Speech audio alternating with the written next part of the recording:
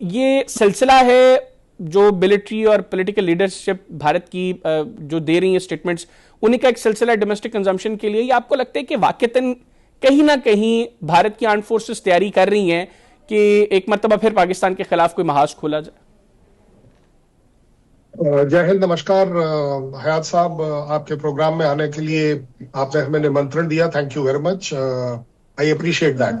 ज्यादा बड़ी बात यह होगी कि मैं आपको अपने देश की, अपने आर्मी की, अपने आर्मी ऑफिसर की स्टेटमेंट के बारे में एक अच्छी क्लैरिफिकेशन जरूर दे सकता हूं। जनरल दुष्यंत मेरे जान पहचान में है, इसलिए मैं आपको बड़ी जिम्मेदारी से कहूंगा कि कहीं पर भी कोई भी स्टेटमेंट, क्योंकि वो यूएसआई के बॉस भी हैं, तो हमारे तरफ से कहीं कोई एग्रेसिव स्टेटमेंट्स नहीं दी जाती।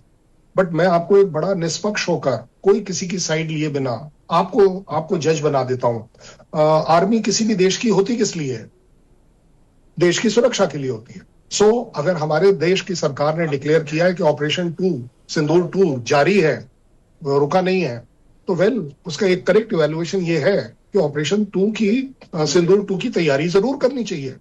और मैं तो वैसे भी कहता हूं, आप सिंदूर से इतना ज्यादा मत खौफ खाइए, ये किसी को डराने के लिए नहीं है, ये सिवाय टेररिज्म के और कहीं कोई हमारा एम नहीं है। सर, हम लोग तो बिल्कुल इससे खौफजदा नहीं होते कर्नल साहब। हम लोगों ने तो, हम तो ये जानते हैं कि ऑपरेशन सिंदूर जिस भारत ने आगाज किया और पाकिस्तान ने जवाब में ऑपरेशन बनियान मरसूस का आगाज किया, तो जो कुछ हुआ मैं तो समझता हूं कि ये खौफ की अलामत भारत के लिए होना चाहिए। लेकिन जो जनरल दुष्यंत सिंह की स्टेटमेंट है जिसमें वो कह रहे हैं कि ऑपरेशन सिंदूर 2 इज इनएविटेबल, ठीक है, आप लोगों की गवर्नमेंट ये कहती है, आपका स्टांस ये है कि ऑपरेशन सिंदूर को हमने पॉज किया है, तो उनको ये इनएविटेबल क्यों दिखाई दे रहा है? और आपको मतलब जाहिर सी बात है, आपने सर्व किया है इंडियन आर्मी में, आप उनकी पल्स को समझते हैं, आपको लगता है कि मुस्तकबिल करीब में ऐसे कोई माहौल बन सकता है?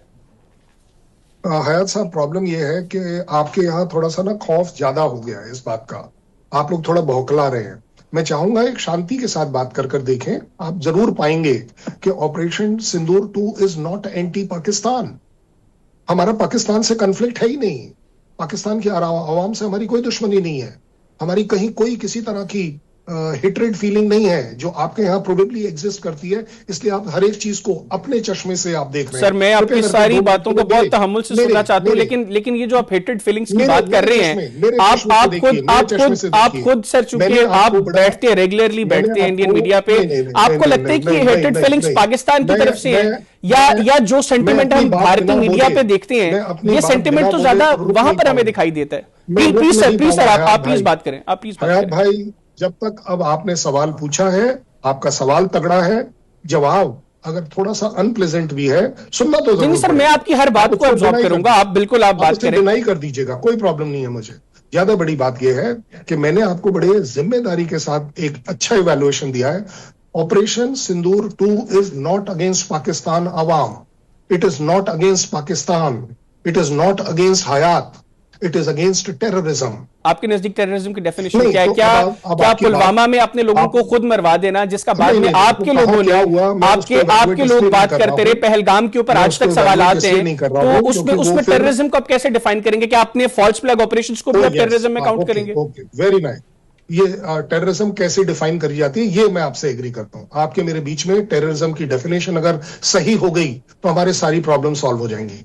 टेररिज्म क्या है? Osama bin Laden is a terrorism, Hafiz Saeed is a terrorism, Masood is a terrorism, sir Narendra Modi sir, what is Narendra Modi, जिसने गुजरात में सैकड़ों मुसलमानों को मरवा दिया, जिसके ऊपर अमेरिका में सिर्फ इसलिए दाखिले पर पाबंदी थी कि वो गुजरात मैसेकर का मास्टरमाइंड था।